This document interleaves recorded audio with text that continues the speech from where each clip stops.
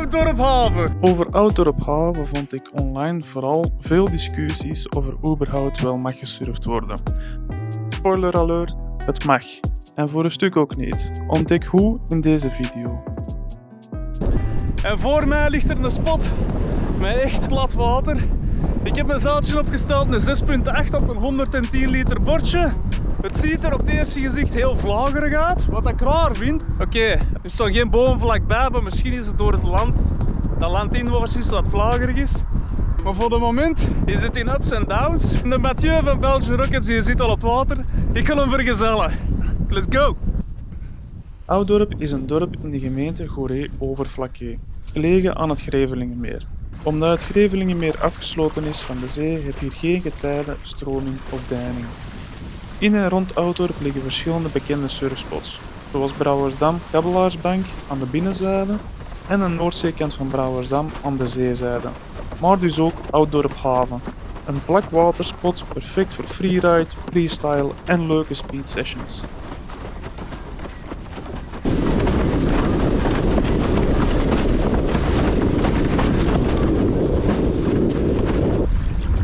Het is min 1,5 graden, dus als je het apprecieert dat ik deze video's maak van weer al een nieuwe spot, geef deze video dan zeker een like.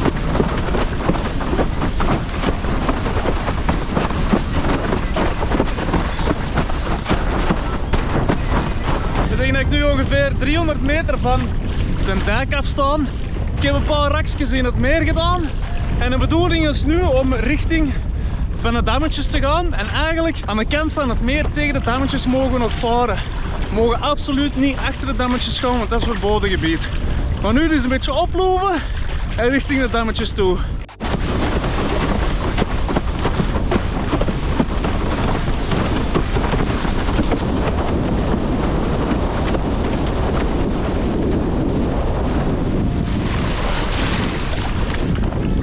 De windstopsie is een beetje te oostelijk voor deze dam goed te varen, maar we gaan het toch eens proberen.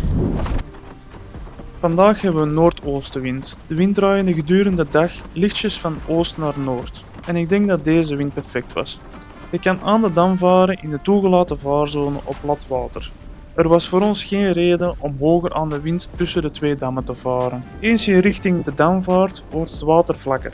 Aan het begin van deze sessie, met wind meer uit het oosten dan uit het noorden, bleef het water eerder wat onrustig. Niet zoals op Zonnemeiren, waar je een spiegel van water kan hebben.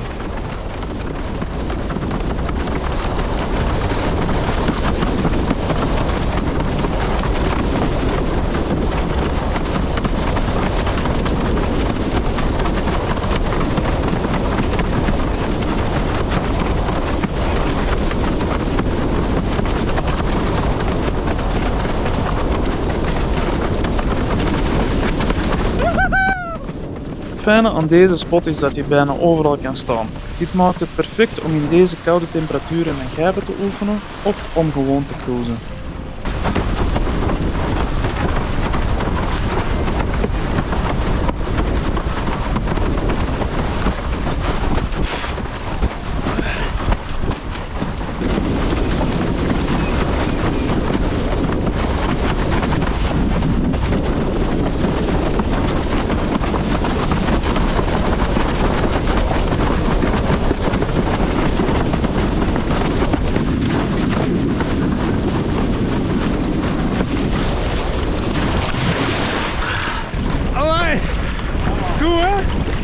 Hier is wel ineens heel ondiep. 350. Echt? Ja, daar, ik vind het nice om te weten dat het diep is, want ik ben echt bang eigenlijk als ik iets zwarte dingen zie. Ah ja, ik ook. Maar hij is nog langer dan mij zelfs met die vriend. Ja, 6 of 37. Maar het gaat hè? Ja. Het is boven de knieën dus. Ze hebben deze hier afgezet. Ja. Daarachter boden gewoon niet.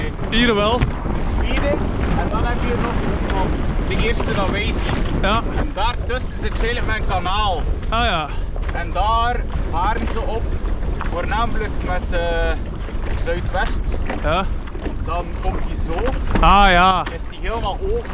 Dus daar moet je echt met speedboard toestand en moet je klaar zijn om een boete te krijgen. Dus, Ja. Nou, wij zitten safe hè. Ja. ondertussen al een beetje opgewarmd. Ja, en mijn handen ook. Ja. Gek dat je dat kunt zonder. Ja, vanaf dat bloed begint te stromen, Is het weer door, hè? dan is dat in orde voor mij. Ja. En als ik dan met handschoenen surf, dan heb ik geen grip. Ja, en wel, ik moet zeggen, die gele begint nu ambetant te worden. Die grip inderdaad, continu met giek herpakken. Ja, en ik voel dat heel hard op mijn onderarmen dan. Ja.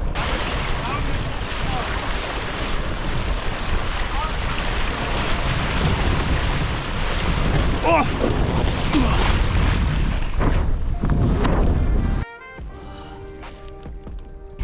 Hier is het wel heel ondiep. Hè. Ik heb er net de grond geraakt. Een beetje downwind wandelen.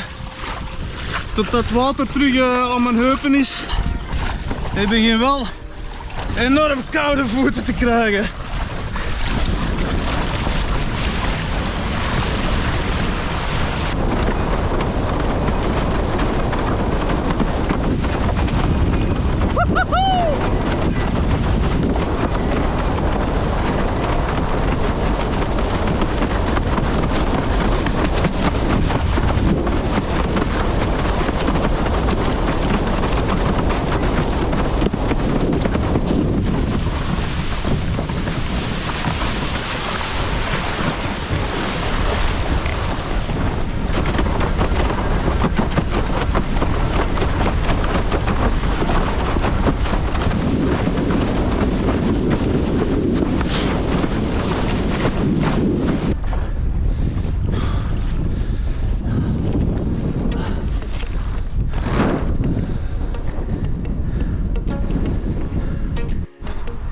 Ah, er zit er nog één in.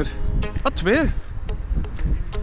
Dus zo iedere keer aan de boeien ongeveer weer draaien, dat we wat hoogte houden. Iedere keer dat we tot hier komen zijn weer veel Ja, het is dat inderdaad. hoogte daar kwijt. Hè. Ja, misschien dat ik wel eens stop om mijn hersenen terug te laten opwarmen. Ja.